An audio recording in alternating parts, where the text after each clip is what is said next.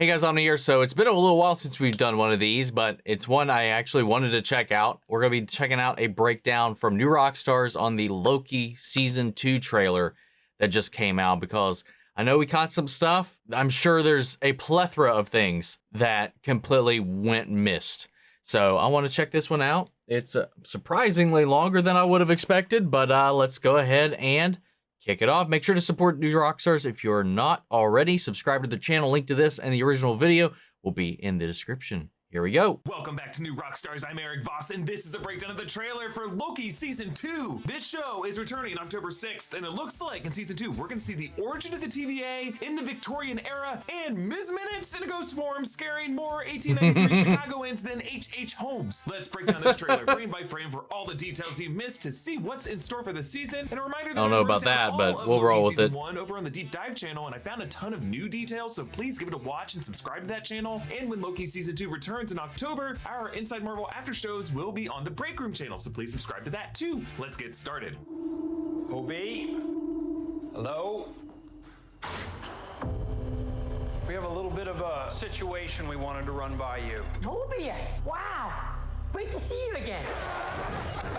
Oof. Okay, the trailer opens with Loki. The effect of that looks so wild, man. OB, played by Ke-Huy Quan, last year's Oscar winner for Everything Everywhere All at Once, and of course, child actor from Indiana Jones and the Temple of Doom and The Goonies. 3 movies I have broken down on the Deep Dive channel. OB likely stands for Ouroboros, his character's rumored name, named after the ancient symbol of a serpent eating his own tail, representing cyclic renewal, or in this case, time being a loop, as the sacred timeline was originally depicted as a ring looping back on itself. OB works in the repairs and advancements department of the TVA, which is fed by dozens of pneumatic tubes that you see in old-timey offices, the ways to rapidly transfer letters and documents to different departments. On the walls behind them are posters for pneumatic tube etiquette and temperamental tempad, don't delay, repair it today. OB descends from the room where we can see a clock on the high wall with multiple hands, much like the clock we saw in the processing room of Loki episode 1 last season, also in all the episode's credits. Also in the background of the office is a gumball machine. OB's uniform has 3 cog patches on the lapel, perhaps a symbol or designation for his role as repairs at the TVA, and there are 3 cogs, which might have some connection with the original 3 timekeepers who everyone thought ran the TVA, but were actually a facade for the real ruler of the TVA. He made of cogs themselves. Loki in the series is technically Loki variant L1130, the variant from the branch timeline created by the events of Avengers Endgame, when Tony Stark fumbled the Tesseract during the time heist in 2012, and Loki used it to teleport to Mongolia, where he was promptly arrested by the TVA for creating a branch timeline. Loki was processed by the TVA and convicted by Renslayer, but Mobius recruited Loki to help them catch another one of his variants, Sylvie. Season 1 ended with Loki and Sylvie joining forces and escaping their banishment in the void by defeating the beast Alioth and making it to the Citadel Beyond, where they met He Who Remains, a variant of Kang the Conqueror. He Who Remains shared his backstory as a 31st century scientist who discovered multiversal travel and ended up in a multiversal war with his variants, but He Who Remains was the one variant who was able to use Alioth to end the war. We saw a glimpse of that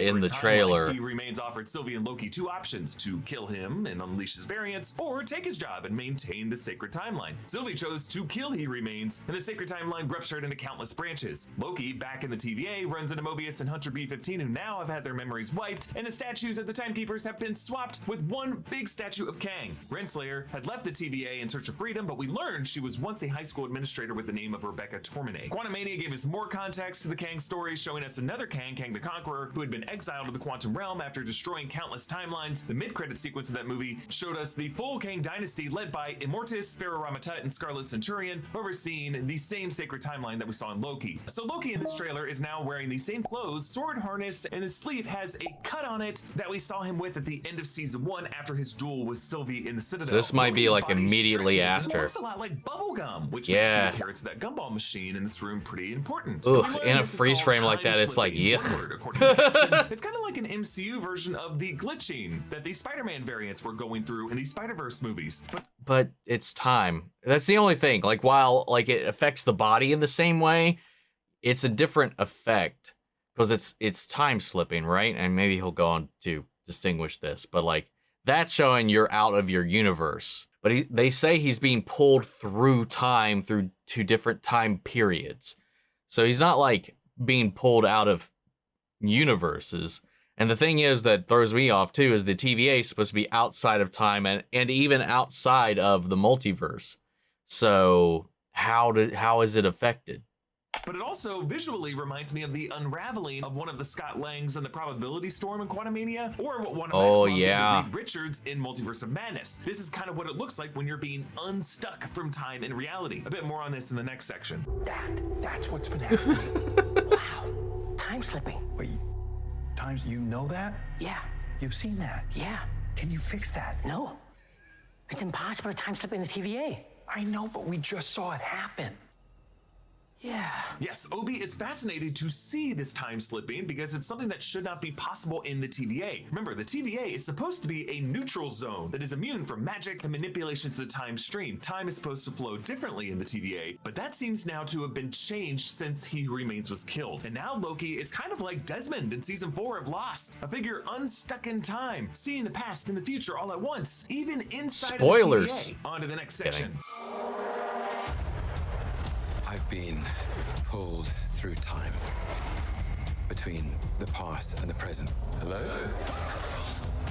If what I saw is true, Okay, we see Loki time slipping in the time theater number 5, and then to this parking lot where an inflatable yellow figure seems to be mocking his time slipping. So Loki is in front of Piranha Power Sports, which sells jet skis. We will no doubt revisit Mobius's desires for a free life outside I didn't the notice the TVA, jet as skis. represented by jet skis, something he was always fascinated by. And actually, this may be Mobius's past before he worked for the TVA. It's kind of hard to tell, but it may be him behind Loki either buying or selling a jet ski. He's with a woman and a man who might be a couple, or the other man could be the salesman, and that could be Mobius's wife. So then Loki time slips back into the main chronomonitor observation. I would love if deck, we where explored you'll see that. He's wearing that brown variant jacket that he wore in episode 2 of last season. A poster on the right says, "A tidy cubicle for a healthy timeline," and a poster on the left says, "Catch a nexus, prevent a red line." We saw both of these posters in season 1, and I think it's worth noting that the Marvel Studios title of this trailer has a red background, showing us that we are now in the red line. On the chronomonitor screen, you can see the sacred timeline on the left. All the time stream strands are unfurled, but then some kind of patch in the middle, cramming them all back into one timeline. Once more on the right, it kind of looks like a sausage maker grinding loose meat into one tube. So perhaps the TVA has temporarily patched this branching multiverse. So like I saw that, but I wasn't sure if that was them constraining it into trying to reform it into another sacred timeline, or if that was, again, I mean, depends on if you're reading left for right or right for left, or if it was where it was going and unfurling. Is it connected and unfurling, or is it unfurled and being connected? We see Sylvie standing in a vinyl record store as figures and records all similarly time slip. Her time slippage could be linked to Loki's time slippage. You'll notice that one poster reads Camouflage live in concert. Camouflage is a German synth pop band that formed in 1983 and is part of the New Wave movement. Another reads Star Tour, Donna Doris. And then on the left, Space concert tickets available now. Space was a band from Liverpool formed in 1993 that embraced electronica. It's known for an eclectic mix of sounds. So this record store must exist sometime after 1993. Let's move on. there's nothing to stand between this world and utter destruction. Only one way to find out. A little good old-fashioned legwork. God, I love the music, man. Listen, we have different styles. You're a man of action, which is fine.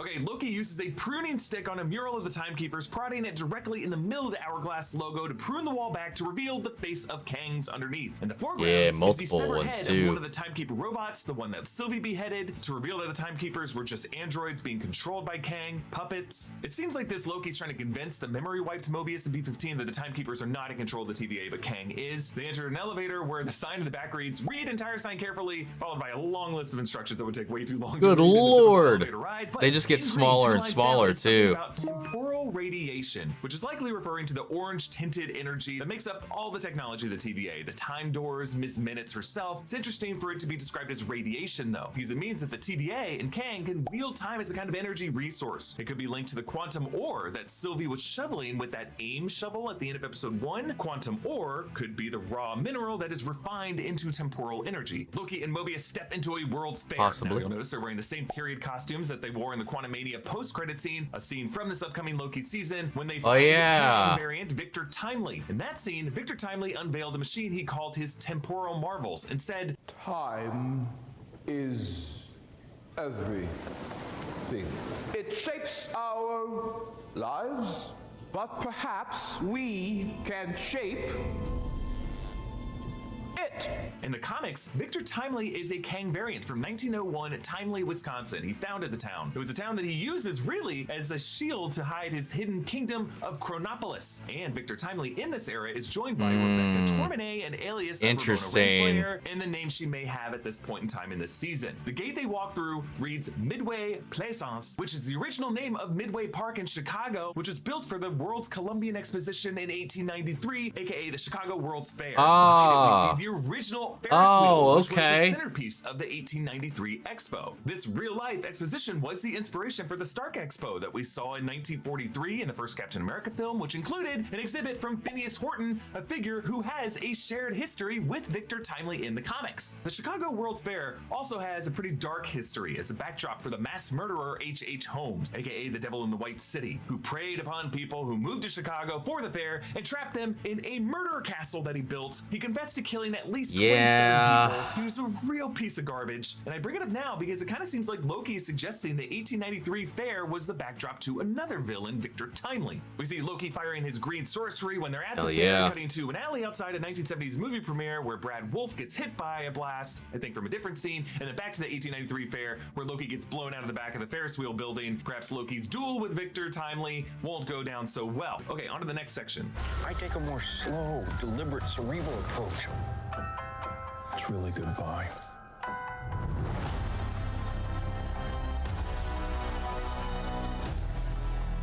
It's up to us. Mobius and Loki eat some key lime pie at the TVA cafeteria. Anything that green and that mass-produced in bulk. This is the only option. At a London movie premiere for a film called Zaniac. So in the 80s Thor comics, Zaniac was a swarm of demonic parasitic creatures that originated from the dark dimension. This entity would possess a host and cause them to develop an overwhelming bloodlust and desire to kill women. Zaniac was also a serial killer character played by actor Brad Wolfe in the comics, and then Brad Wolfe actually does become possessed by the real Zaniac. So Brad Wolfe is the star of this film. He's played in the show by actor Raphael Casal. On the marquee, you can see the names George Ethan Walker, Steve Allen, and Leah something. We also see Brad waving to fans at the premiere later, one sign reading, "Marry me, Brad Wolfe." Also in that shot is a movie poster on the left in the background with him as Zaniac, it looks like. Loki confronts Brad Wolfe in an alley using shadows with glowing horns to pin him against a wall. It seems to be a new type of sorcery that Loki is using here because he was taught witchcraft from his witch mother Frigga, and just a visual of this reminds me of the shadow demons that drag people away in the movie Ghost. Then a quick shot of Sylvie working at a McDonald's. Her uniform she's wearing here is period specific to the 1970s, an actual McDonald's retro uniform. McDonald's has clearly signed off on this because they responded to the tweet of the trailer with, "Hi Sylvie." I like how her name badge has I didn't even notice it was label actually maker McDonald's. I thought it was just meant to evoke that aesthetic. White letters, and That's as an employee, interesting. She has 5 stars. Sylvie attacks a TVA employee in this boat room that we see more of later, but the device that they're tinkering with seems to have 3 temp pads installed. So maybe each of these devices sends each of these lifeboats to 3 different safe timelines from this arc. Just a quick theory, let's move on. To save this place. Is this cracked? Is it? Whatever we do, we're playing God. We are gods. Okay, we revisit the ruins of He Who Remains Citadel after Sylvie killed him. His body still sits in the chair that Sylvie left him in. Shit, His I didn't windows even and roof notice are that. caved in, and behind them, the sky is streaked with purple and blue lines as the sacred timeline is going apeshit. OB suits up Mobius in an old-timey spacesuit or a diving suit that has a huge tube connected to the back, and he tapes up the crack of the helmet with duct tape like Matt Damon does to his helmet in The Martian. OB is Great sending Mobius movie. out on a walkway Man, through check the out my chaotic reaction. Temporal energy ahead of him. You can see that patch that I talked about earlier, where on the left, the sacred timeline branches get bound together, going from chaos formed into one tight rope. The idea that the TVA had this patch ready to go tells us that the multiverse exploding is a contingency that they've gone through before. It reframes Sylvie's spontaneous choice to stab Kang as something closer to the anomaly in The Matrix Reloaded, choosing to defy the Architect. But since there were 6 cycles of this anomaly, the Architect knew that that was a possibility. I think He Remains planned for all this to happen, and I believe that the Kang Dynasty wanted it to happen so that they could be freed. Loki flips a switch on the device to torment Brad Wolfe the way Mobius tormented him last season. Later we see he traps Brad in a box of temporal energy. Loki's task mask, maybe to rid Brad Wolf of the Zaniac entity. Sylvie tells Loki, "We're playing God," to which Loki responds, "We are gods." Notice how this is the same key lime pie room in the cafeteria, so it seems like Sylvie will be re-recruited from a different timeline. Loki reminds her that as Norse mythological deities, they are elevated over normal mortals, but also the TVA occupies a kind of godlike status. Sylvie unsheaths her sword in a workshop with mannequins and robotic body parts. I'm pretty sure she's approaching Victor Timely on the floor in the background there. This could be his lab for temporal marvels at the World's Fair. My theory is that Victor Timely is the Kang who invented the TVA. With its old school technology and its archaic bureaucracy, these mannequins with their robotic parts may be Victor's first models for the Timekeepers. It seems like assisting Victor in this workshop setting is Renslayer, but perhaps her Rebecca Tormenate form. She fires a weapon that seems to be powered by orange temporal radiation, maybe a Gen 1 pruning rod. On to the Yeah, next clip. thing's huge. But how do you choose who lives and who dies? Make the hard choice. It's him.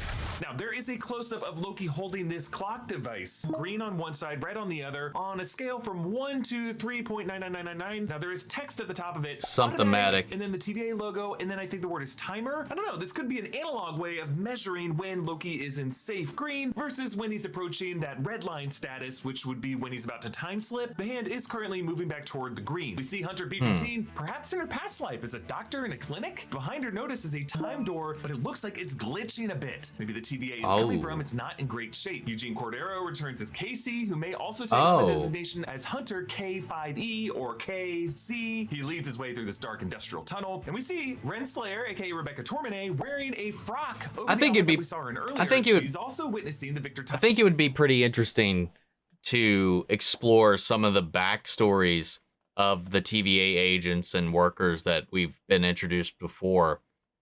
If we are, in fact, going to like the start of the TVA, we could kind of see how they started to get recruited. If we go to the jet ski place and see how Mobius gets recruited, how we go in, we learned about Ravonna, how we're learning about B-15 and him as well.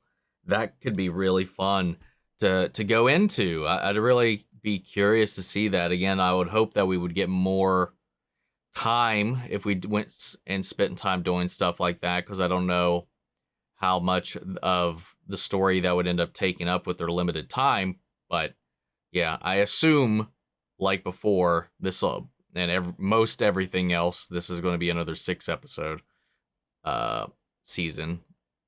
I wasn't expecting anything other than that, so I don't know if that has changed or not. So I don't know. As much as I would love to see it, if it's going to take away from the main plot, maybe brush over it, but that is something I would like to see. Timely presentation, and we see a bit more of that scene as Victor fires up his machinery, looking a lot like Nikolai Tesla. The electricity is purple colored, which could be the first spark of what will eventually form into the sacred timeline. All right, let's move on. You better run! War is on its way. Come on, you're the god of mischief.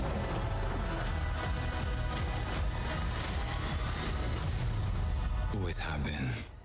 Always will be. Holy shit, Always his has lips, been. or an early version of her takes the form of a pale yellow ghost instead of a clock, and she stomps a guy to the ground and grows. She's still got Tara the Strong's clock voice face, shouting, like in the "You lines better and run!" everything. So She's Ms. just Minutes got a can skirt. appear in the real world, outside of the TVA, and she can have a physical impact. She isn't just a hologram or projection. She's physical temporal radiation who can push things. So just like Timely Wisconsin in the comics, we may be seeing the origin of the TVA, taking the architecture of the Chicago World's Fair and building the TVA around that in a dimension removed from time. Inside the TVA, Loki points to a mural wall, telling Mobius that war is on its way. And on the right, we see the Timekeepers pruning the sacred timeline, but on the left is a new mural that we didn't see before, depicting 8 Kangs, wearing their green and purple comic book getup, fighting among a series of discs. This looks a lot like some Mike Del Mundo art from the comics, depicting Kang from the Kang War Avengers Unleashed storyline. This could be the same multiversal war that he remains spoke of in last season's finale. Casey wears some headphones and turns to see car number 35 careening toward the window behind him. If you look past that car, you can see a big statue of Kang looming over the TVA architecture. A really cool shot of the chronomonitor screen unraveling into these time-slipping strings. Ms. Minute saying, "Thank you for your service" on it. And I love how in the lower right corner of the screen, how it just peels apart. Perhaps that timeline patch isn't holding, and that's why Mobius needs to go out and fix it. All the TVAs turning in pasta. A quick shot of aka Tormene in the void now. You can see purple lighting it does on her face. look Maybe like she's the facing void. Elias. She might have been the first person that Kang / She Who Remains / Victor Timely ever pruned. A quick shot of TVA hunters arriving in this facility lined with wooden boats. There are cots on the other side of this room in a later trailer shot, making me wonder if we might be seeing a kind of arc with lifeboats. As Loki fights the hunters, there's a yellow sign in the background reading Delu Wunner, and then BATBYGG, some other letters. This is a nod to Dan Delu, longtime Marvel VFX coordinator, who is directing at least one of the episodes this Interesting. season. And Cool. he might have decided to shoot this fight scene as a Wunner, aka an unbroken tracking shot, just like we saw the Wunner through the town on Lamentus 1 in Loki episode 3 last season. Let's I love do the shot it. of Loki crossing the frame past the letters of L, O, K, and I through a time door barrier that wipes the frame and leaves us with the series title. Okay, on to the last segment.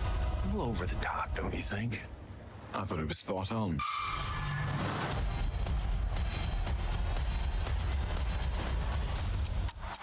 So Mobius reacts October to Loki 6th. and his duplication cast themselves attacking Brad. Quick shot of Loki falling through the TVA, and it looks like he passes a sign reading timeline preservation. So this could be a department that tries to maintain timelines in a way so that they're less likely to form Nexus events, or maybe kind of a historical society to document every timeline that got pruned out of existence. I think this will lead to him landing in car 35 and crashing into Casey, because at the bottom of the screen there it looks like that same yellow car. But this match cuts with Loki landing in a lifeboat, which might be one of the lifeboats from that arc setting, and it seems to be landing in the water on some kind of beachfront. And I love seeing this, because most of the other locations we've seen in this trailer are clearly on a soundstage or some VFX volume location. This though looks practical and outdoors. And then lastly, we see that the huge green wave of energy came from Loki and Sylvie holding hands. In my deep dive of Loki season 1, I pointed out that these two Loki variants learning to dance together was the key to it all, that they unlocked a power when they joined forces that made them a stronger multiversal force than Kang could ever be, because he does not get along with his variants. We're going to be talking about this trailer a lot more in the weeks ahead, and I can't wait for it to come back in October. And I just want to note that for now, it looks like Marvel is sticking with Jonathan Majors in the role of Kang this season as his legal issues continue to proceed. Of course, we all know that Kang can take many forms in the Marvel comics, but we will wait to see what the outcome of Jonathan Majors' trial is. I want to thank Brandon Barrick, Eric Francisco, and Jordan Morris with their help on this breakdown. Subscribe to all 3 channels in the new Rockstars network. Hell yeah, You can man. support us by grabbing some merch. What was at that third Shop. one? Follow me on all social platforms at EA Boss. Follow New Rockstars. Thanks for watching. Bye.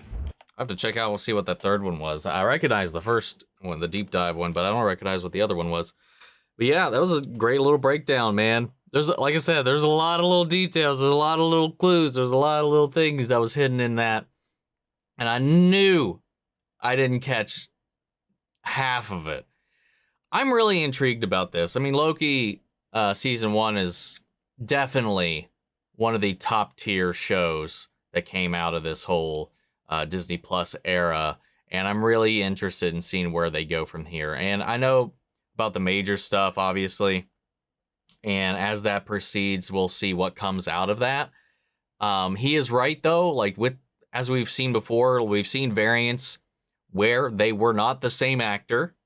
The thing that mildly throws that off a tee bit is when we did cut to the Council of Kangs, and they quite literally were all Jonathan Majors. Like, I kind of wish that in that moment that they could have, you know, added some variation to the variants and still, you know, have had the main primary ones had been him, because obviously that was the direction they were going in. But, you know, it doesn't quite represent what we have seen of other timelines. You know, not every timeline has the same actor. We saw that with the Lokis. We've seen that with the Spider-Man. We've seen that quite a bit. So they could have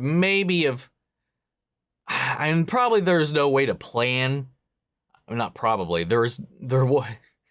You're not going into these planning for the, I guess, the people you're working with to get themselves into some sticky situations in the real world. But, you know, just to kind of fit in line with everything else, they could have made it a little less jarring if they do have to pivot.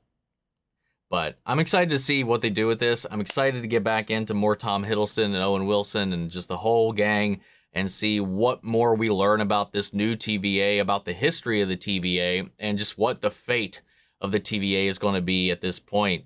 Yeah, man. I think this is going to be a wild season. But guys, what did you all think? Did you catch anything that maybe they missed? What are your thoughts, your theories? I'd love to hear them. So sound off the comments down below. We'll carry on the conversation after the video. Hope you enjoyed this reaction. If you did, leave a like, drop a comment, subscribe if you're not already, because we also are going to be covering this show once it returns, and check out my reactions to season 1 if you have not seen those. Before you go, I want to shout out our channel legends: Manny Sherritt, Ryan Karen, York Coruscant, Margaret Grace Melito, Robert Anguiano, Jeffrey Hale, mbatha-raw, Jake Cantrell, and Eric Official. Thank you guys so much for continued support. But that's it for this video, guys. I'll see you all in the next one. Take care, everybody.